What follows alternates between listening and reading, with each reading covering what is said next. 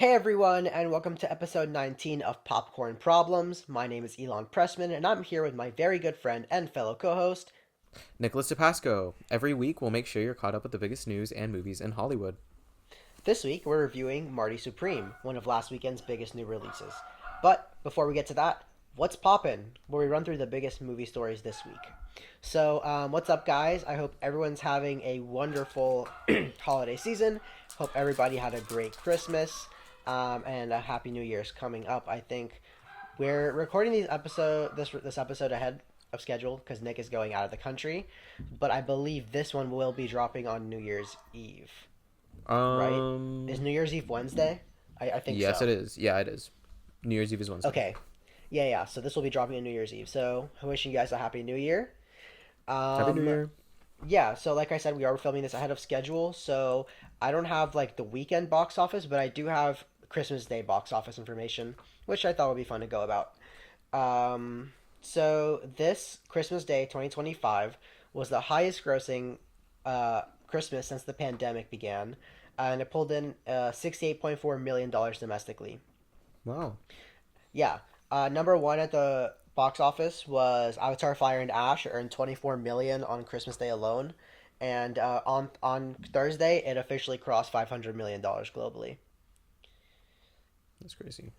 Yeah, Okay, right. cool. $500 million. I'm very happy about that. And yes, Um, it's not. I guess from today it's gonna be a week, so that's pretty good for them. for sure, for sure. That'll Yeah. be interesting. hmm And number two was Marty Supreme, with $9.5 million, which is the best opening day ever for A24 and for Josh Safdie's whole career, which is really really cool. Yay. I'm very happy about that too. There's hype. Yeah. Number three was Anaconda, with $9.1 million, and this was 15% higher than projections. I'm pretty excited. I haven't seen Anaconda yet, but I'm really looking forward to seeing it. It looks pretty fun. I thought it was like, honestly, when I saw the trailer for it, I thought it was just kind of like slop, but I'll see if it's interesting or if it catches my Yeah, eye. it If I definitely looks see. like a streaming movie, Yeah, but I don't know. I'm one of the people that's always like, we need more comedies in theaters. So, that's valid. listen, I gotta give it a watch and at least gotta support. Gotta put my money where my mouth is. No, for sure, for sure. Yeah. And then I guess the last interesting thing for the box office for Christmas Day was Zootopia 2. It crossed the 300 million domestic mark Cool. on Christmas. Yeah. Um, so not much news has really happened just because it has been the holiday season. I do want to quickly discuss um, the leaked. Oh, I guess now it's officially playing in theaters, but the Thor, Oh yeah. and the Thor Doomsday um, teaser, because that's officially playing, and we haven't really discussed it yet. So, Nick, what do you think? How does that look to you? It's definitely more interesting than the Captain America one. The Captain America was very much just like, look at that baby, and I mean, it was just like whatever, like who It cares? was just to let us know that Steve was coming back, That, pretty much. yeah, It exactly. served no other purpose. I wish there was more like just something more in it other than just like news that he has a baby and that he's coming back. You know what I mean?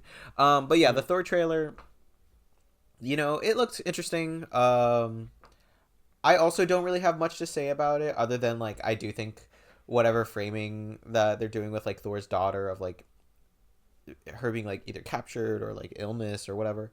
I didn't really have it super clear because I didn't see it in theaters. Um, I don't know. It looks interesting. We'll see. What did you think, Alon? Yeah, I'm just really happy that these movies finally look like real movies. It's just a Oh, really good feeling, like seeing these. I mean, I haven't seen this one in theaters either, but I could just tell like the visuals look so significantly better. Um, just all of the Doomsday content, like the post credit scenes we got in Thunderbolt and Fantastic Four, I just really like how it's colored. I like the framing. I just think it just looks like a real movie, which is mm-hmm. really exciting. I think this one did a lot to kind of build the stakes without really telling us what the stakes are. Um, just to see such a powerful character like on his knees praying to God for like help. Um, I think it's just a smart storytelling decision just to show how drastic things are. Yeah. It's continuing the kind of, I guess, consistent theme of like children in this movie with Fantastic Four's kids, Steve's kid, and now Thor's kid as well. I wonder if they're gonna have more like Tony's kid in the movie and like have her see Doom and be like, "Daddy," and like that's not Dad, something like that. Maybe Yeah, that could we'll be see. interesting. Hmm. Yeah, I don't know if that'll happen. There's so much already supposed to happen in this movie, but yeah. Next week, it's rumored that next week's trailer is gonna revolve around the X-Men, including Cyclops in a comic accurate suit using his powers. I plan to catch this one in theaters. Oh, actually, come to think of it, I think I'm gonna be rewatching Avatar tomorrow, so I guess I will be seeing the Thor one in theaters as well. Okay, there I you didn't go. even put two and two together. But yeah, for the X-Men one, I'll just go and then leave after the trailer plays. That's valid. Yeah, I was thinking that too. Like, honestly, most people definitely don't just like go to the theater to watch whatever movie you're gonna watch and then find a screening for Avatar and just pop in for the trailers until you see whatever new trailer it is and then leave to your actual movie. Definitely don't do that, because that's not the point. Um, but yeah, you could just do that. I don't know. It Yeah, just seems like a that's good kind idea of the beauty of A-list is I could just use one of my tickets, just for pop sure. in. Especially now that there's four, like that's just an extra one for me to work with. Yeah, I could just catch that because I'm not gonna lie, I'm so hyped to see the X-Men on the big screen again, like in their comic accurate costumes. for That's sure. gonna be so because become a significantly larger X-Men fan since there has been an X-Men movie in theaters. I'm not counting Deadpool Wolverine. I'm talking about like a real X-Men film. Um, Really. like yeah, I when those came out, like I wasn't a huge X-Men fan, Uh but huh. now like I've grown a lot as an X-Men fan. So Have you I'm just like just watched really the really movies or hyped. like read the comics or something?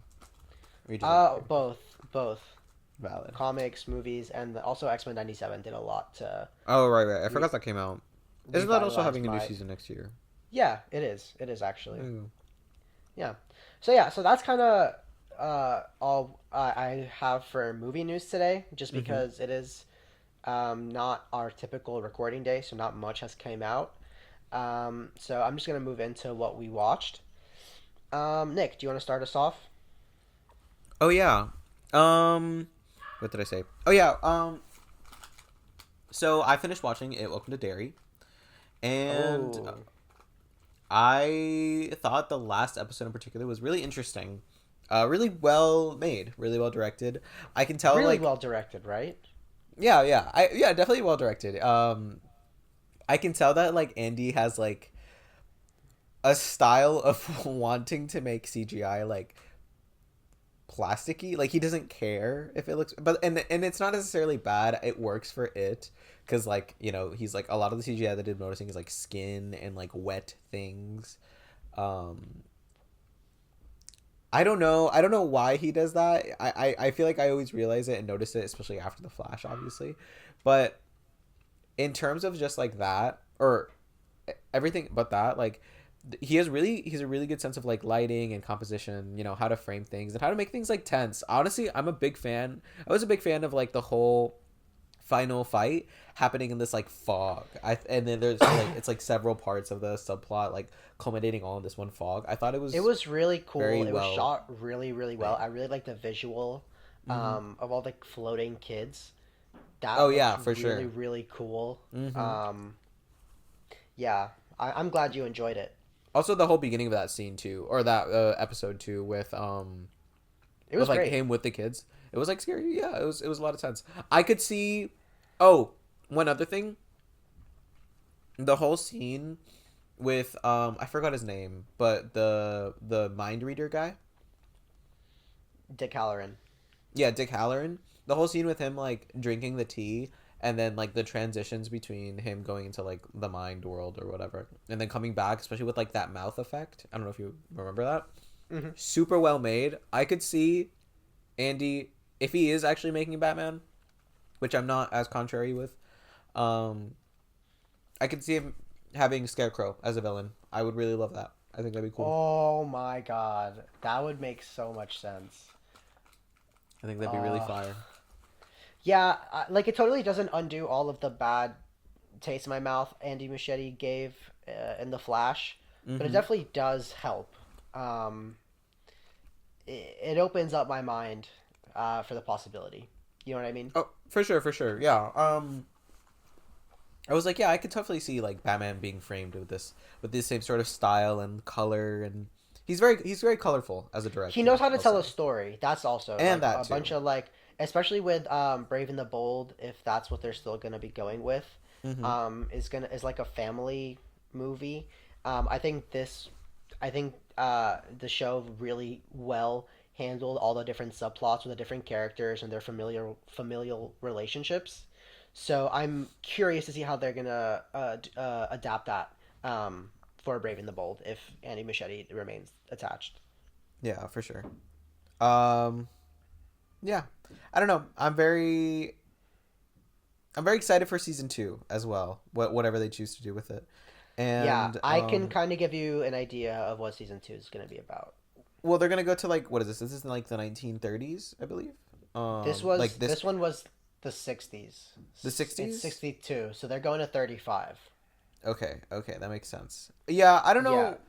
I don't know how they're gonna keep revitalizing the idea, especially if they're just gonna go like back and back and back in time. Especially they're gonna run out of time, or and also just like I don't know how they're gonna make like the subplots interesting, because in general these films are still are this show is still very similar to the film. Um, and what made it interesting and unique was the experiences and were the individual characters. Um, but it was still kind of like that same feeling of like treading ground of like Hmm. um the kids trying to stop Pennywise, but the adults are involved now. So I don't know Yeah. how they're gonna keep making it interesting throughout each season. Especially if like Pennywise is also this character that kind of travels through space and time, and obviously at some point if they conclude the story, like it'll have an end, but Yeah, they you have know, a three-season plan. okay, okay. So there's in the It. So I've been listening to the It audiobook, and I've just been really diving deep into the Stephen King stuff. And there's three every time. There's like the Pennywise cycle. Mhm. There's like a big deadly event. So in the 62 cycle, it was the burning down of the black spot, Uh-huh. which they showed us. They adapted for the season one. In season two, it's gonna be the 1935 cycle. It's the Bradley Gang massacre. They mentioned like this is all mentioned like in the show, in the movie, and in the books also.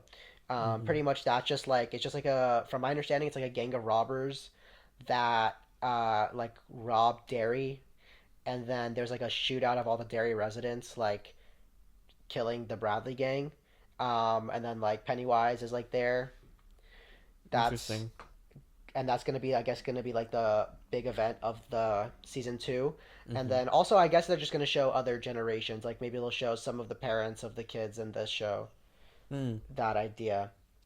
And then Was season three. Sorry, keep going. was all were all of the parents of were this season's kids all of the parents of the movie's kids? Not all of them. Two of them. Mike was oh sorry, not Mike. Will, which was the black one.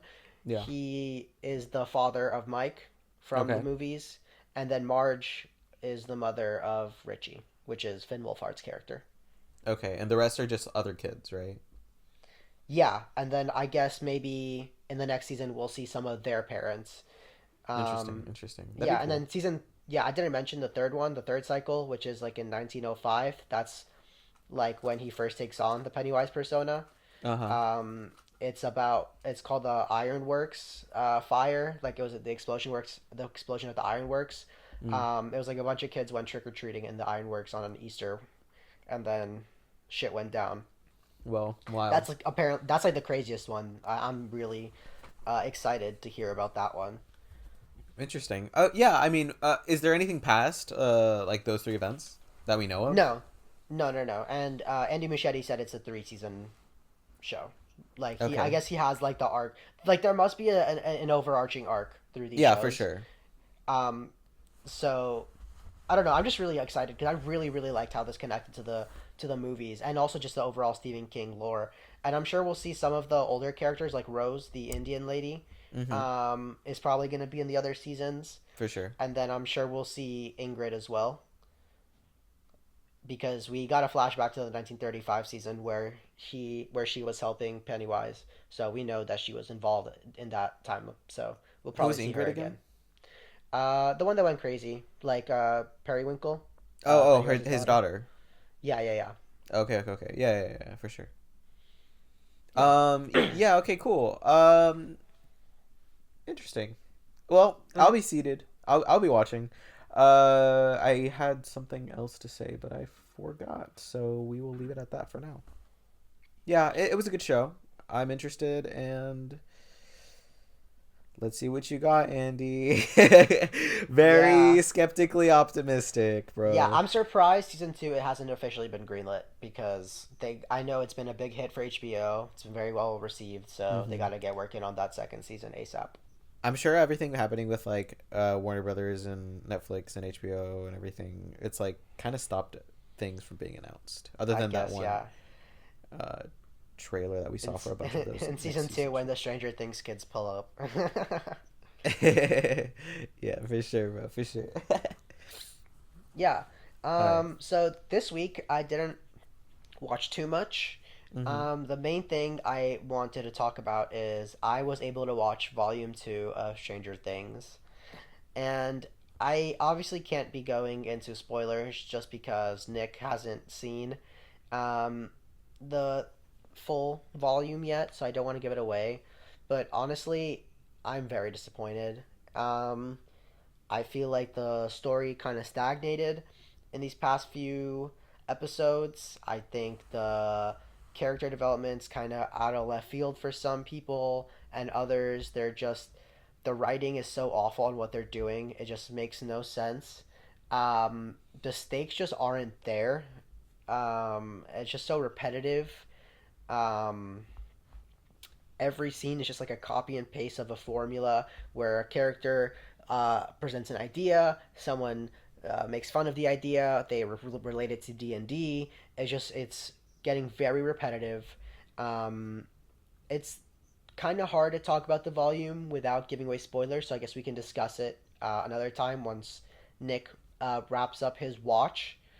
But it's honestly sad seeing Stranger Things take kind of going the Game of Thrones uh, way. That's a very interesting way to put it. I Is it? yeah I do, like it's that bad. Like I hate to say it. It's just like so. I hate to say it, but this season severely uh under what's the word? Like it didn't give us what the last season kind of promised us with its ending. Mm-hmm. It took such a safe route. Everything it's doing is so safe and written poorly. Just there, for example, I'm not gonna give much away, but there was a breakup scene between some characters Mm. in the thing, and it was literally not clear to me that they broke up until I read online that the Duffer Brothers confirmed it in like an interview. Mm-hmm. Like it's that level where it's like it's just so shit. Like it's just bad. We'll Yeah, I discuss it. started. Sorry, I started seeing the like. I don't know if I saw the actual scene or the beginnings of that scene, because I did start watching it. The where they're talking about like, oh, we're can we be a team? She's like, we're really gonna fix all of our relationship in like this one place or whatever. Yeah, that's the Um. scene I'm talking about. Okay, so you know what I'm talking about. Okay, wait, that's the breakup scene. They broke up, Yeah, they or is there do. But more? like, That I mean, remember there's still one episode left. okay, okay, But okay, okay, okay. as of right now, those characters are broken up according to Duffer Brothers. But that's something that you wouldn't really understand from watching the show, because they don't make that clear. Like it's, I almost thought that it was the opposite. I thought So they were just having a fight, like, and then eventually it's would just build up poor. to like a breakup because I did hear about that. Yeah, I don't know. I guess we'll have a full on discussion once the show wraps, and we kind of see where everything's kind of going. But I have a lot of thoughts. Maybe we can even do just an episode reviewing it. We'll see how we Yeah, I feel. could be. I would be down for that. we'll see how the finale makes me feel. Because if it just pisses me off to where I don't even want to like make a whole episode discussing it, then I'm not, we're not gonna do that. We'll see. We'll see. But yeah, that's my out of the gate thoughts on Stranger Things Volume Two. I guess I don't want to be all negative. There's some cool performances, and there were some cool moments, but overall, just I'm sorry. disappointing. Noah Schnapp during that opening performance, like at the very beginning of the first episode of this new volume. Yeah, he just can't act. He Just bro can't just act. can't do it. Millie Bobby Brown just can't act. Also her, And, yeah. They both. and there's just so many characters. Uh, uh, Not one character death in this. I'm just gonna say it. There wasn't a single character death in this volume. Damn. Uh, Oh, that's crazy. like Okay. like there's this one scene where like I guess the full cast, quote unquote, is present, and it just looks comical. Like it looks like an AI generated image. And I guess maybe in like an era of AI slop, we're just holding real content to a higher standard. But I was just really disappointed, and it was kind of hard to finish it last night because I really didn't want to finish it before this review, Hmm. so I can talk about it. And it was rough to get through it. I'm not gonna lie. That's really disappointing and embarrassing. And yeah, I don't know. Like I said, I started watching it. I could already tell the writing was really grating on me. Is it only one episode left? Thank God. Yeah, it's one. Thank God. I'm just tired, I guess. Hmm.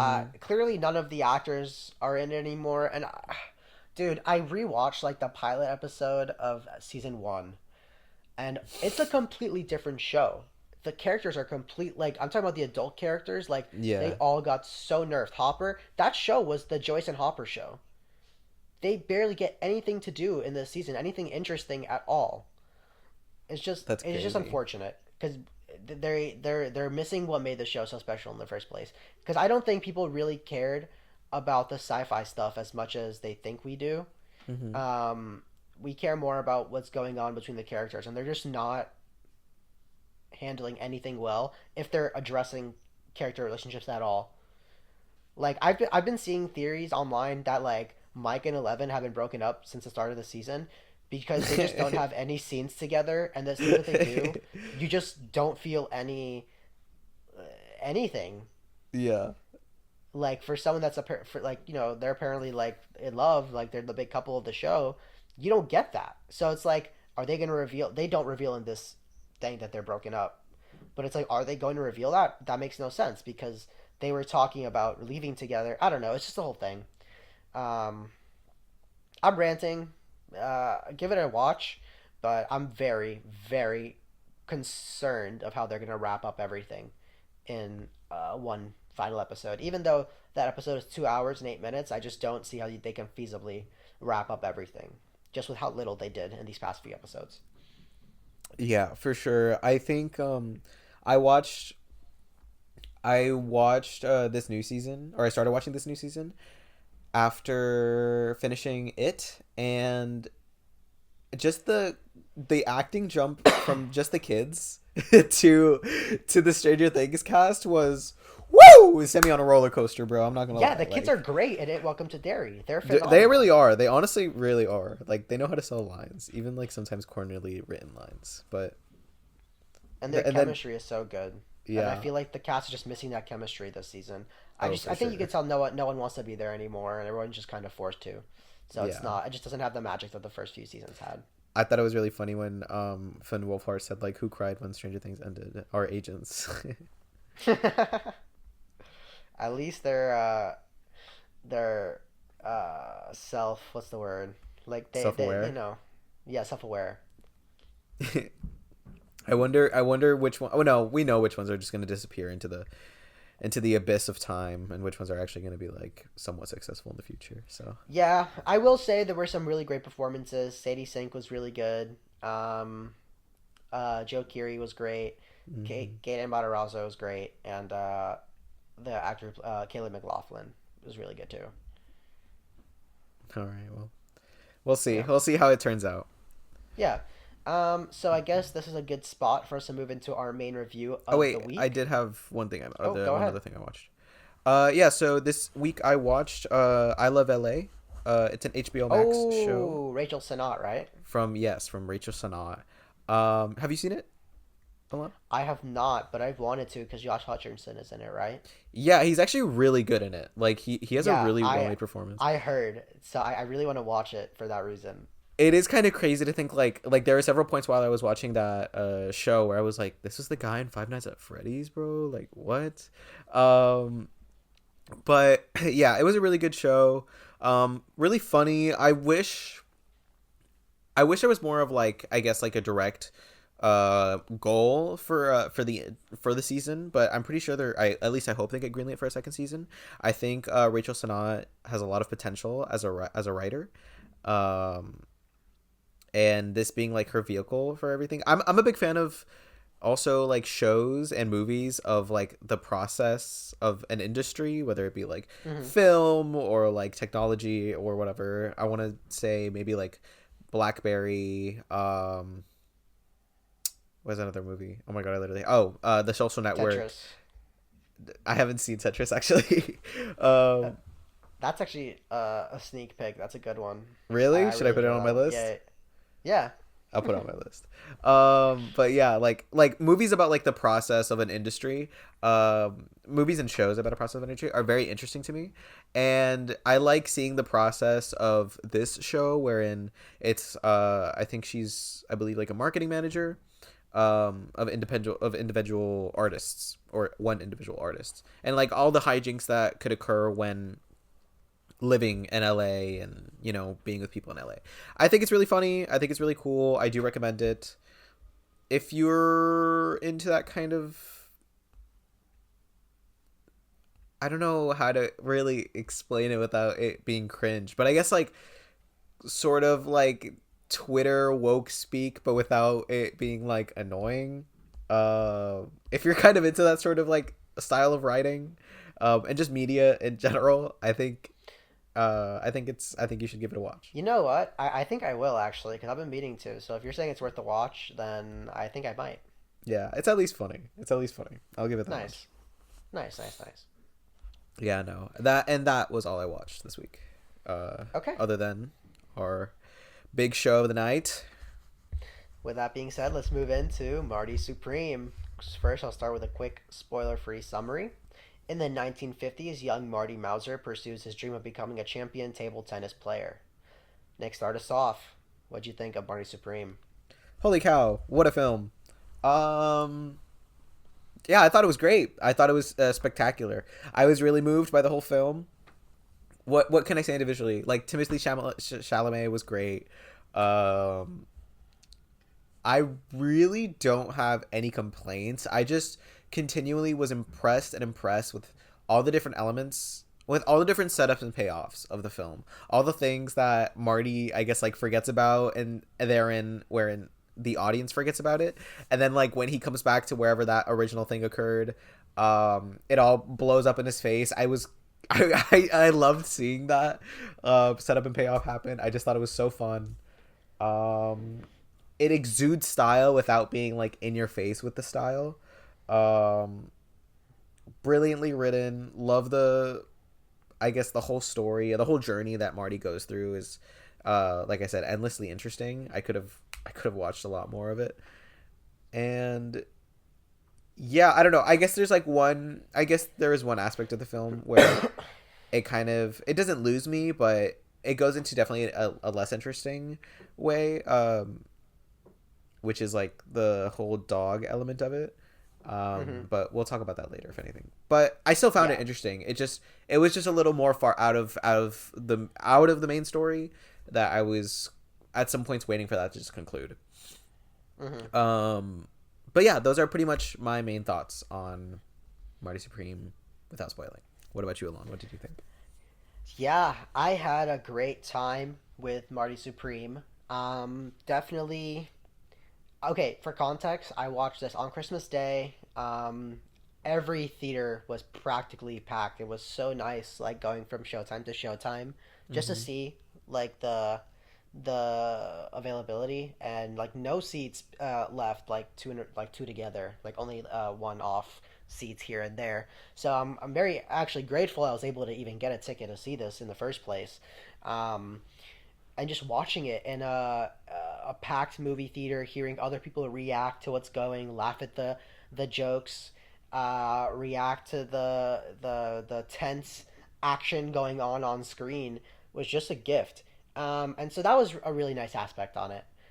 Regarding the film, I think it was super well shot. I really liked the aesthetic, like the 1950s aesthetic. I think they got it Mm-hmm. really down. Um, Timothy Chalamet cannot get enough praise for what he's doing for cinema. I feel like in general, like just spreading it to like the modern generation, and just how committed he is to the art form. I honestly respect it so much. He's phenomenal in the film. I think it's my second favorite Timothy Chalamet performance behind Beautiful Boy, Very real. and Yeah, that's just because that was just an insane movie. His performance, like at his age, like that was just a wonderful, just such a good film. And this gets very close performance wise. He is so good. He sells the cocky, like I will do whatever it takes to get it done attitude because that's just so him, bro. That's just him. excellently. Like, It's just him. So I think he might be overplaying it in the marketing campaign sure. uh, for the film because it just if I wouldn't be surprised if he was. Let's put it that way Mm-hmm. because it just fits so well. Um, Let me see. The side characters, most of them, there's one character I had an issue with, which I will get into in spoilers. Um, but other than that, every other character was used very well. I thought they were all performed very interestingly. Especially Kevin O'Leary. I was very concerned about having him in this film. I was like, oh, we're gonna drag it down by having an awful non-actor performance, and it's gonna be like a tough watch. No, he was But no, great. He was it's genuinely one yeah, of my favorite performances. yeah, and that's something I think the Safdies tend to do very well. Is they can direct non-actors very well. Mm-hmm. They did Ben Safdie. The Smashing Machine wasn't a great film. I did enjoy it, and one of my favorite things was the performance of the best friend in that film. That's just a wrestler. He's not an actor, but you wouldn't be able to tell just by watching the film. I think that they know how to direct people who have never really been directed before, and that's a skill that not everyone has. Mm-hmm. That was really cool. Gwyneth Paltrow was phenomenal. She didn't get much to do, but what she did, she does very excellently. Um, and surprisingly, her chemistry with Timothy Chalamet was electric. I feel like they were like kind of two ends of a spectrum. I feel like, and they really played off each other really nicely. It's very satisfying to watch. And then the Rachel, what is her actress's name? Odessa Um, Zion? Is that yeah, it? Odessa Azion, I think it's pronounced, but yeah, Odessa Azion. Yeah, she was good. She wasn't as amazing. She was just fine. Oh, she's also in I Love LA. Turns out yeah, I just yeah. googled her No, name. she's like an up and coming actress. She really I haven't seen her in anything other than these two things, and I really like her look. I think she has a lot of potential. I agree with you. She's not Hmm. like there as like everyone is in Marty Supreme, but she definitely has a presence in that film, which is undeniable. And I think she's good. I think she's really good, and I think she Hmm. can be a lot greater. Yeah, like she definitely didn't take away from the movie. She was just Mm-hmm. not like an astounding part. I'll Yeah, say. yeah, yeah. Yeah. Let me see if there's anything else spoiler free. I guess when it comes to the actual story, I was really into. It was more of like a business political thriller, I guess, more than I expected it to be. Sure. Um, and I guess I wish there was more ping pong. The way Josh Safdie was filming ping pong in this movie Dude, oh was my god. hypnotizing. No, Watching the absolutely. ball go from one side of the screen to the other in rapid succession was so satisfying. I can't imagine on a logistical level how long that took to film and get right. It was just so great. I mean it was just so awesome. It was so nice to watch such a Mm-hmm. well-made movie in theaters. Um, and it's so cool that we really do have a movie star of our generation. We don't have as many as there was in the 90s, but Mm-hmm. we do have a fully fledged movie star. Yeah, no, I think this film, I would agree with you a lot, especially with the casting of it. It was incredible. I love how it's just a bunch of weird people that like nobody have really heard of, or as being actors, or as frontlining a film. Like Hmm. Tyler the Creator, for example. Like who would have thought of putting him in a film, especially a film like this. Um, yeah, Josh Safdie definitely just he has a style, and I think it's very interesting to see also the similarities between this and Smashing Machine. They are very similar films. They are, So yeah. kind of like seeing which one of the two is better, and comparing the two brothers, although we shouldn't, but regardless, it is kind of an inevitability with how similar these films are. You can tell that Josh is actually has that sauce, has that style. Um, Not that I didn't like And it Smashing works so Machine. well. It works so well. Yeah, I also thought it was very interesting how both of these movies heavily involve Japan, and Yeah, yeah, that is true. and they're both about like stars, like rising stars and athletes, and also they kind of conclude. Well, that'll be a spoiler, so never mind then. But yeah, no, I Yeah. don't know. I thought I was just a really big fan. Oh, and the ping pong scenes, absolutely. I guess I do wish there was more ping pong, but I think when there was ping pong, holy cow, it was completely. Yeah. I which I feel for Mesmerizing. me, yeah, I feel for me like really made me like heavily enjoy those moments a lot more, just like and really like get engrossed in them. Ugh, what a dream. But yeah, great film. I'm ready to go into spoilers if you are. Okay, yeah. So I was kind of hinting earlier that there was a character that didn't really work well for me, Mm-hmm. and that is the Tyler the Creator character. Okay. Um, I feel I understand what they're going for with him, where he's like the other side of what Marty could have been if he just lived the normal life Mm-hmm. instead of going with his ping pong dream. I guess that's what he was supposed to represent. But I don't think they were clear enough with it, and I feel like that storyline doesn't really get wrapped up in the film, which was a little unfortunate because I liked seeing Tyler the Creator. He was a fun screen presence, and he had cool chemistry with Timothy Chalamet. It's just I feel like he was a little bit underwritten and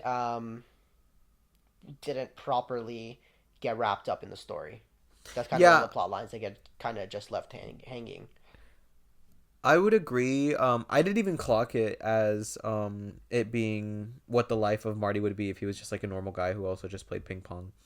Um, I mean, I guess I think that's what they were going for. no, but yeah, that is a very interesting way to look at it, and I could agree with that. I was really sad that our last scene with him was just like that really awkward wave hello. Yeah, like Um, from afar. yeah. But if it is what you're saying it is, then that could be kind of meaningful. I don't know, but I would agree that I do wish there was more relevance to his character. I could say it. Yeah, I Hmm. could understand that. I wish he had Yeah. more of an effect on the overall plot line. I guess. Mm-hmm. Yeah. Like All maybe if right. we actually got to meet his family. I mean, the movie was already had a lot going on, so I don't know if that would have fit. But if that's what they were going for to show like the other side of the coin, um, then maybe they should have committed fully and like gotten Marty to meet the family or something and see like that connection that he's missing. Mm-hmm. But they obviously didn't go. They didn't do that. They just they had a lot of other things going on. So it's not the biggest deal, but it is just something I wanted to point out that stops it from being like a perfect film for me. No, for Um, sure. yeah. Do you have anything that you want to point out that didn't really work for you? Yeah, I think the dog element of the film was just kind of losing me towards the end. I thought it was kind of an interesting way to I guess like yeah, bring have some sort of tension and like spice something to keep the plot going. But I think the amount of time that was focused on it was like a little too much. I didn't care that much about whether this guy got their dog because I knew inevitably Marty was gonna get his money some way somehow. And then it just kind of kept going to it, and it kept going to this guy too that I also didn't wasn't really interested in seeing. Um, The old guy. yeah, the old guy, especially like his turn being this like docile old man or whatever to this like mafioso boss or whatever.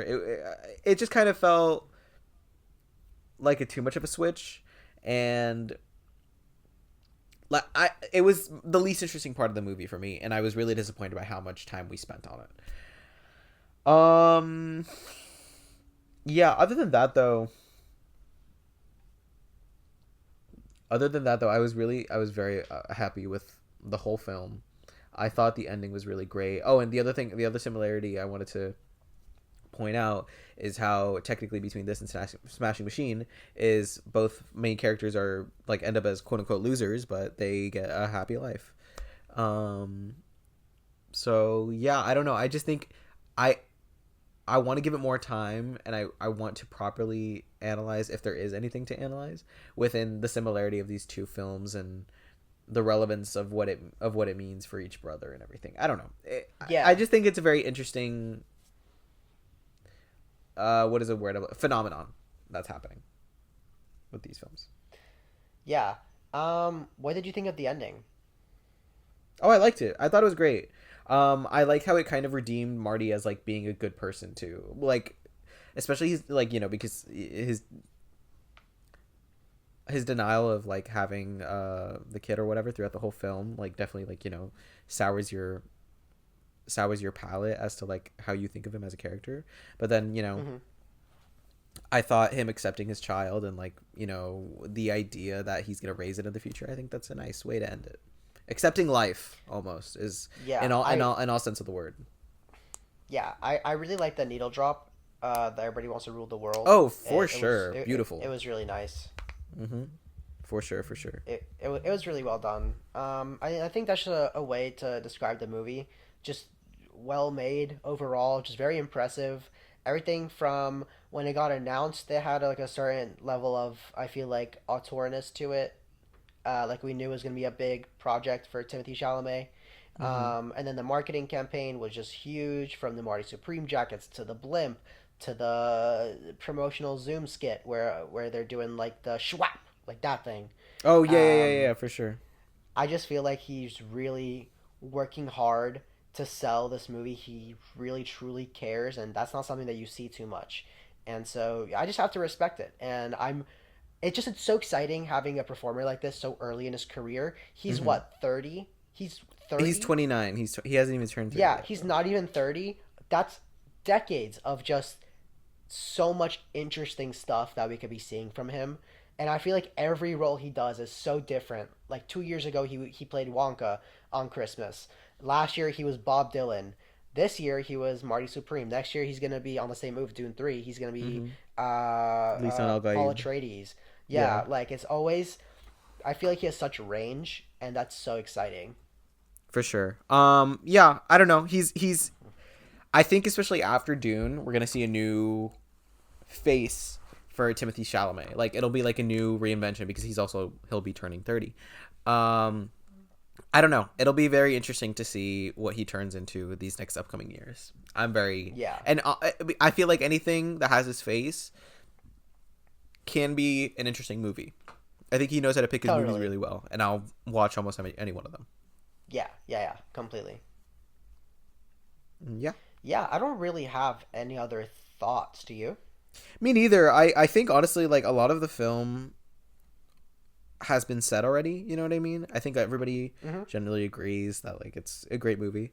There isn't that many interesting things to say, I guess, other than just yeah, go watch it. If you haven't already, go watch it. It's incredible. Oh, I did want to ask you: is it normal for your family to go to the movies, or you or your family to go to the movies during Christmas? I do. I tend to. Just because I'm Jewish, I don't celebrate Christmas, Oh, that and right, of course. I was actually gonna go on Christmas Eve, Mm-hmm. but my car, like, I went to Panda Express because that's like the Jewish tradition is like eating Chinese food because it's like Mm-hmm. some of the only stuff that's open. And then going to the movies, that's like the tradition or whatever, right? And so I was at Panda Express, and as I leave the restaurant, I see my car getting towed from the lot when I was not illegally parked because the Panda Express is in the same lot as the Walmart.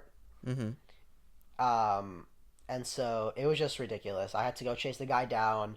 I had to like prove that that I was at Panda Express. What It was the a whole fuck, thing. dude? And so that actually ended up ruining my vibe, and so I didn't even go on Christmas Eve. I went the next day just because Oh, that I sucks. wanted to go in with a With a clean good palate, attitude. not yeah. Yeah, I love watching movies during Christmas. It's such a nice vibe. That's valid, bro. Yeah, I don't know. I didn't really do that, so I thought it was gonna be very interesting to see the box office results for this film. Hmm. Um, and it turning out to actually pay off was a well done move, Marty I believe Supreme so. Christmas Day, Marty Marty Supreme Supreme Christmas Christmas Day, Day, Marty Marty Supreme Supreme Christmas Christmas Day. Day, Yeah, for sure. exactly. Yeah.